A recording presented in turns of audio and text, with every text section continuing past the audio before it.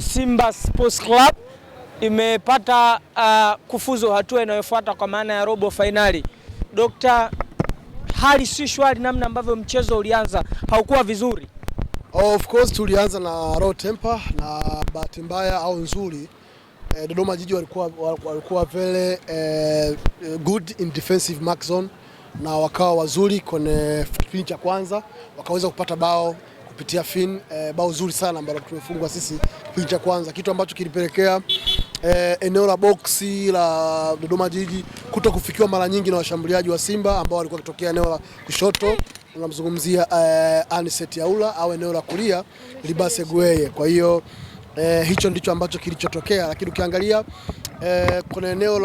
kuna eneo la ushambuliaji ambako Selemani Mwalimu kwa na hudumu kwenye first half, tumeona tumepata nafasi 3 ambazo hatuweza kuzitumia vizuri. Shot of target zilikuwa 6 na mpaka first half inaisha, wana Simba tulikuwa tunalalamika sana why tunacheza hivi. Mwalimu naona aliwasoma vizuri Dodoma Jiji kwenye first half, akajua ni timu yenye hatari kiasi gani, yenye strengths kiasi gani, ndio maana ikawa rahisi yeye kubadilisha mbinu kwenye kipindi cha pili na tukaja na mchezo wa kushambulia zaidi na Selemani Mwalimu pia Selemani Mwalimu kutamatisha idadi ya mabao 3 kwa kufunga goli bora sana kwa mguu kushoto katikati ya mabeki wanne.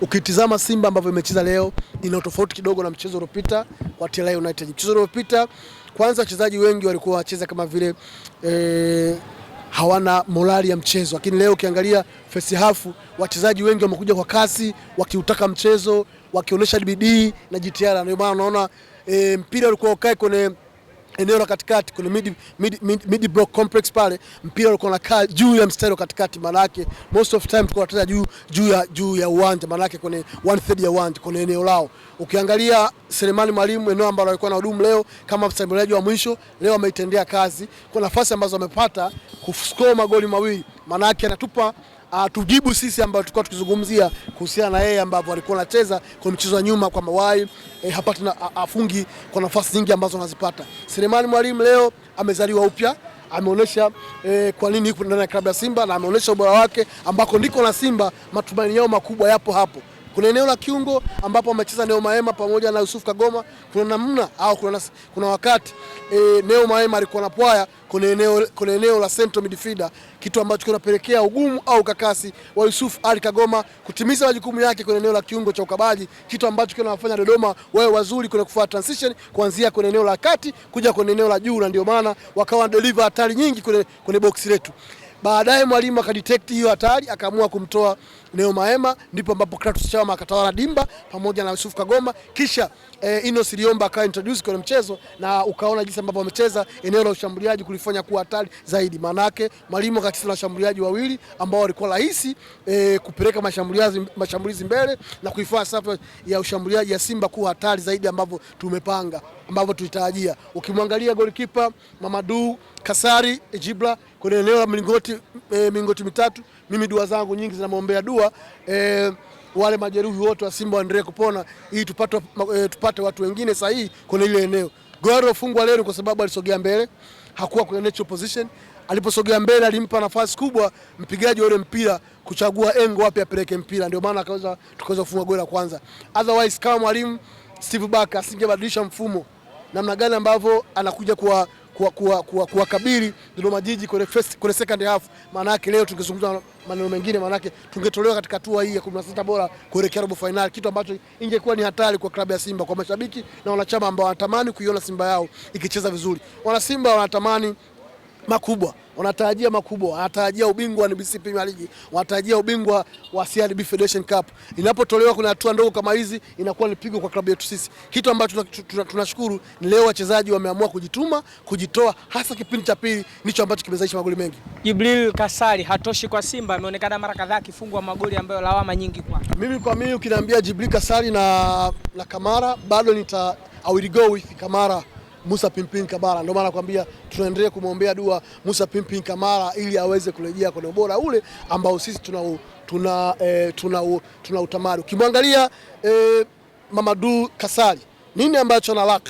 Kwanza ni ile footwork ya moja kwa moja, pili ni ile consistency ya ubora wake anapokuwa kwenye milingoti mitatu, lakini tatu ni ile detective ya hatari na namna ambavyo anaweza kudetect hatari za haraka na kuweza kudhibiti. Lakini 4 ni ile confidence ambayo anaitengeneza, ni build confidence ambayo anakuwa nayo personally, hasa panapokuwa mashambulizi makubwa, hasa mashambulizi ya set piece, ya kona au ya kushtukiza. Unaelewa, amekuwa na kawaida ya kufungwa mipira ya mbali. Unaona mpira wa Pamba Jiji tumefungwa ni mita 47 from the goal. Manake kama unaweza ukapiga mbali ya mita 30 plus, manake it could be easy kwa Mamadou Kasari kuconcede goal. Na hata ukiangalia leo goal aliyofungwa manake zaidi ya mita 25 plus ndio ambako amefungwa goli. Manake anakuwa ni kama vile hayupo mchezoni, anashukia tu goli limeingia ndani. Kwa hiyo hicho ndicho ambacho namtofautisha kati yeye na Musa Pimpini Kamara, ambaye amekuwa ni mtu ambaye detect hatari, yupo mchezoni muda wote,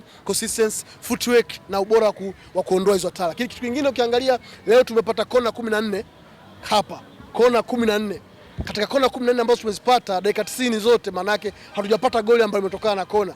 Manake ni wakati sahihi sasa wa benchi la ufundi wa klabu ya Simba kurudi mazoezini, kufundisha namna gani ambavyo tunaweza tukatumia set pieces, mipira iliyokufa kama mpira ya kona na faulo, kuiconvert na kuitengenezea mazingira mazuri kuwa goli. Kwa michuano mikubwa kama ya Afrika au kwa michuano mikubwa kama NBC Premier League unapata kona 14 with 0 goal, maana yake bado haujajua namna gani ya kupiga mipira ya kona na kuitumia. Ingekuwa ni National Ahli au Sierra Belouizdad wanapata nafasi hizi za kutumia kona 14, maana kona 14 maana ration yake walikuwa wanaweza kufunga goli 7 mpaka 8 kupitia mpira ya juu. Niseme labda maybe hatuna watu ambao ni warefu wanaweza wakaconcede magoli kwa njia ya kichwa, au hatuna watu warefu ambao wanaweza wakaisengeleza eneo la defense la timu pinzani kuwa dhaifu na kulionyesha madhaifu yake na hatimaye kuwini mipira ya juu na kutengeneza kwa magoli. Sasa unapata kona 14 upate goli hata moja, hii inakuwa ni disadvantage kwa klabu moja kwa moja. Kikubwa ni kwamba warudi mazoezini kujua nini cha kufanya.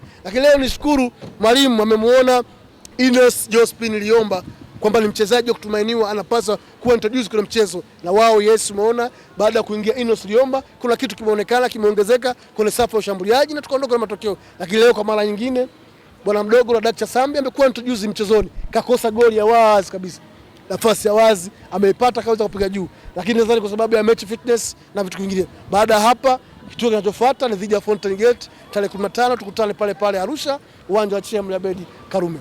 Urejeo wa Inos Loemba unawapa matumaini kwenye mechi zijazo? Kabisa, ni matumaini mapya. Unajua tuna washambuliaji wazuri kama Inos Liomba anakuwa kwenye ubora wake ambao tunauona, plus Selemani Mwalimu ambaye leo amezaliwa upya kwenye eneo la ushambuliaji.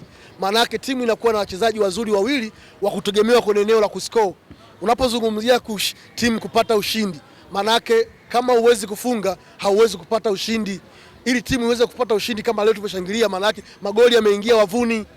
Kwa hiyo Inos Liomba kurejea kwenye eneo la ushambuliaji imepelekea safu ya ushambuliaji kuwa hatari na klabu ya Simba. Ushindi huu unaleta maana gani kwa